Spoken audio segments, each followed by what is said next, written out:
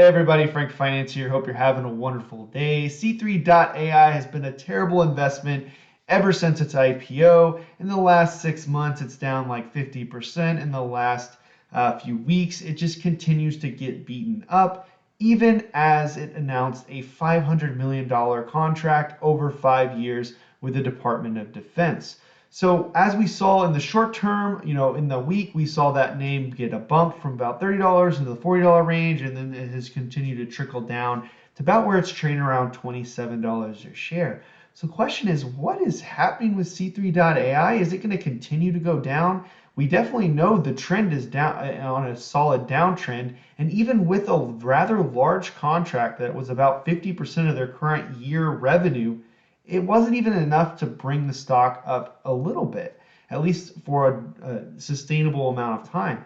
So what is it going to take, and what is the stock price? Because that $40 to $60 that I'm looking at as stock price is slowly looking worse and worse every time I look at it. Now, before we go any further, C3.AI is more of a speculation trade for me. Typically, I like to see companies that are net income positive, have decent P&E ratios. I like to see better fundamentals than what I see, but I do believe in what this company is doing, and I do think there's a large market for it. And for my background, I do think they have a chance to be a leader in that industry. Only time will tell. Now, C3.AI, in order to justify the valuation that they are today, they have to have really high growth. And when they did their IPO, they had pretty strong numbers off of the previous year, which was over 50% growth, which is decent for a growth stock, and that's great to have. But when the full year of 2021 concluded, they only increased from 156 million in revenue to 183 million in revenue. Now that increase from 2020 to 2021 was only 17%, which is a massive difference between the year prior, which was above 50%.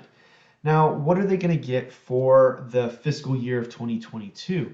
So estimates have them around 250. I'll go ahead and show that right here. About 250 million for fiscal year 2022, and that'll be ending in a couple months. Now, that is about a 36% increase from 2021, 183 to 250. Divide that by 183. You got about a 36% increase year over year, which is still good for growth stocks, not nearly as high as that 50% mark. But what about fiscal year 2022? With that new deal that was just disclosed with the DoD, expect another $100 million in revenue for fiscal year 2023. So that puts it at around 350 million. Now, estimates have them at 332 right now. That's the range that they're putting, but I don't believe this has the new contract, which was announced a little over a month ago. I don't think these numbers are as up to date. I don't think they're that up to date. So with that being said, if we're looking at 250 in 2022, 250 million in 2022, and 350 million in 2023, then we're looking at a 40% increase, and we're starting to see larger growth numbers. And that's basically 2 years without seeing any additional contracts. Like let's say in full year 2022, not fiscal year, but 2022, they don't get any additional contracts. They don't win any additional business. They just maintain what they have. That's the growth clip at which they would. So all that being said, I do think there's still promising growth with C3.AI. It's just not happening right now, and it's going to probably continue to have some negative impacts over time. Now, that's pure speculation on my part, but I do think a contributing factor to the recent decrease in C3.AI was Palantir. Now, Palantir over the last, let's say since their IPO as well, they've done fairly well with big spikes. They're basically a hype stock in my opinion. They are in the same relative industry, and C3.AI and Palantir are definitely spoken of in the same like. I do think C3.AI is a better company, but that's just my opinion. When I look at Palantir, on November 8th, they saw a pretty big decline, and now they're on a solid downtrend, and they've broke past recent levels of support. I've talked about that prior. Now, when we look at AI, C3.AI, right around that November timeframe is also when we saw it. So I think in a similar manner, if we're not going to see support for Palantir, which is more of a hype stock in my opinion, we're probably going to see some people fade out of AI as well. And that's just unfortunate because I think it is a superior product, but it is what it is. I think this is a contributing factor, but it could just be speculation on my part. And to quickly look at the technical charts, the 200-day moving average is way up here, still at $50. And if you look over the last year, I mean, it's going to be a while before this starts to drop into the high 30s. And I don't think C3.AI is going to be able to breach the high 30s for a while. So I don't think there's going to be a crossover the 200-day moving average in the next year. That's just my prediction. So just from a technical perspective, this is probably something you really want to stay away from unless the trend somehow changes. All right, guys. Well, unfortunately, I don't have a ton of positive things to say about C3.AI in the short term. They are seeing a pretty big, strong downtrend from a technical perspective, and the technical indicators don't suggest this is a buy.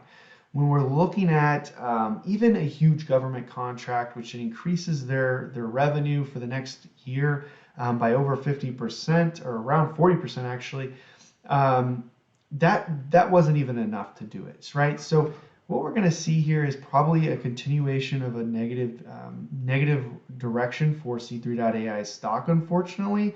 This could be an opportunity to buy in. However, I just want to caution investors that this is a speculative and volatile stock. So you just have to make sure that you feel good about the, basically the core of the business, and you do believe that they are going to continue to grow over time. Without that growth, again, we have a good solid growth trajectory over the next 2 years.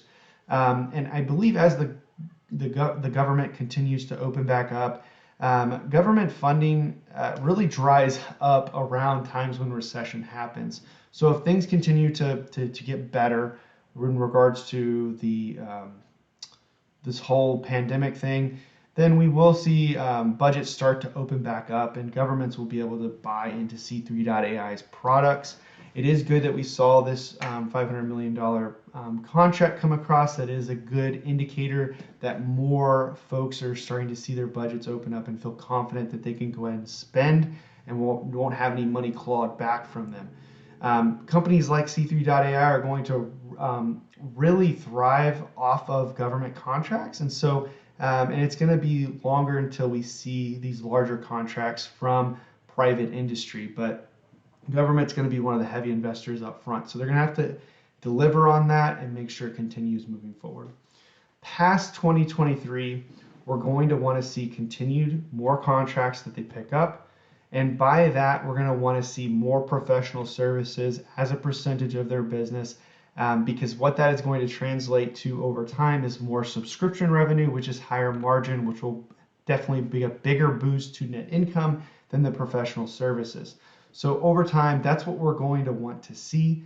Eventually, like 10, 20 years from now, probably the subscription revenue will be a larger percentage of their business if they're able to deliver upon the value proposition of the business.